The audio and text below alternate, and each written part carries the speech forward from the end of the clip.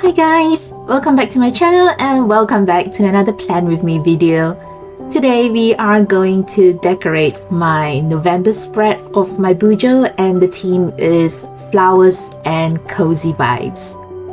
As you guys can see from the video, I have previously outlined the general gist of the layout with a mechanical pencil, so we can just jump right into the fun part of decorating the spread.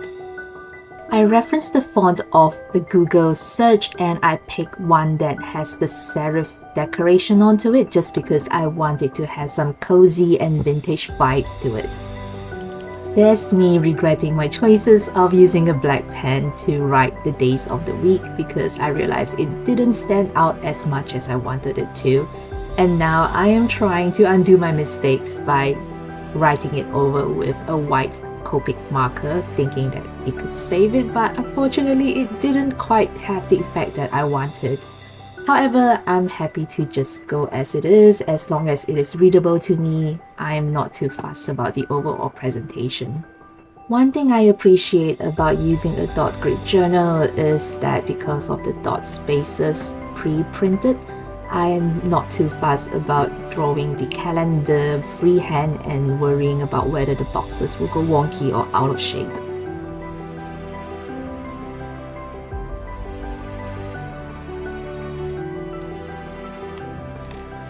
I recently found these brown pens in Daiso and I was worried that it will bleed onto the next page given that my journal is not a heavy GSM paper and it doesn't support my watercolor attempts. However, I was quite pleased to know that it didn't bleed through much throughout the next page and I can use it safely throughout my journal. The next step is to erase the pencil layer that I've outlined, because I was afraid that once I draw the ink layer over it, I'm not able to erase the pencil layer. So what I'm drawing here are the vines that will hold the flowers as the borders of my pages. If you look closely, you realize I'm actually not using a marker to color the borders of my pages, but rather it is a highlighter, because I was afraid that using a marker will make it bleed throughout the next page, and luckily I have highlighters in multiple colors that I can use. So after dotting the yellow center part of the flower, I'm using my colored pen to draw the petals around it. Next, I pick a highlighter with the corresponding colors to fill in the petals of the flowers. The one I'm using right here are the zebra midliners. For the flowers, I rotate them between 3 different colors. The one that you see here are pink and blue, and there's one more color to come, which is orange. Next, I'm going through my sticker pile to find out which stickers fit the theme and which stickers I could use. The reason why I'm cutting the stickers over here is because I don't exactly want the words that was printed on the sticker to be pasted in my journal. Sometimes I do stumble across stickers where they have words that didn't actually fit with my vibe.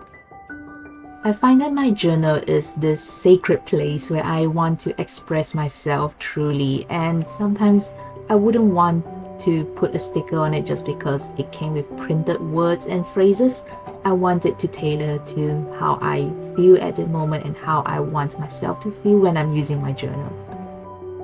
Another reason why I cut the stickers up is because I find that they are too big and they take up too much space. I'm more of a maximalist when I'm using my journal. I want to fill up the pages as functional as I can, as much as I can, rather than leaving a lot of white space. And therefore, I would like to minimize the spaces that the stickers take up. The section that I'm decorating here is called Courses and Self-Study. It is not traditionally seen in a usual bujo setup. I incorporated this section into my bullet journal because there are things that I'm interested to learn about, whether it's work-related or outside of work. And I want to make sure that I'm not just having them as an interest or a thought at the back of my mind. I want to make sure that I am actually progressing in them, and therefore at the beginning of each month, I would set targets for myself. So whenever I open my journal to write in it, I'm reminded that, hey, there's this course that I promised myself that I would continue on, or I would look up on, or that I would research more into it. So that is just a friendly reminder for me to stay on track on my goals. Next is a sticker that I'm cutting because it took up too much space. My idea for it is to imagine that it is a divider between two sections and the flowers are something that's popping up, protruding into the two sections. This section that I'm decorating is called the weekly intention section, and the next one is the artistic endeavors for the week. These two sections are something that I recently added into my journal because one, I want to have a fresh start to every week and I want to live my week more intentionally, meaning that I'm just not letting the days go by, but rather I have something to focus on that I should be working on for the week. Whereas the artistic endeavors for the week section is something that was born out of my burnout, because I realized that I've been burning out from continuously working or focusing on work that I forgot to refill my buckets. So that section is more of like an accountability tracker to make sure that I am doing something that I enjoy every week. On to the next page. As you can see, I have also outlined the borders and I sped up the video here because it is the same process as the previous page.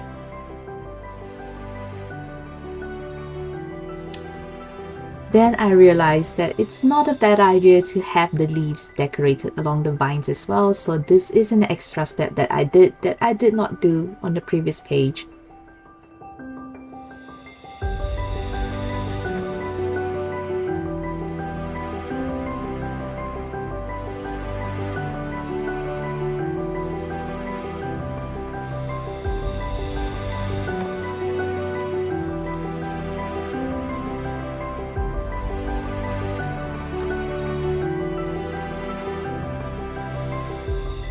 I generally do not have a weekly layout on my bullet journal because I find that I don't use it every day or I don't use it as often as I did when I was studying.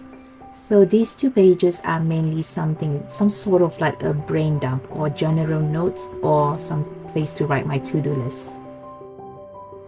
And here's me experimenting with the different stickers that I have, trying to see which position that I would like them to be in or how they contribute to the overall layout.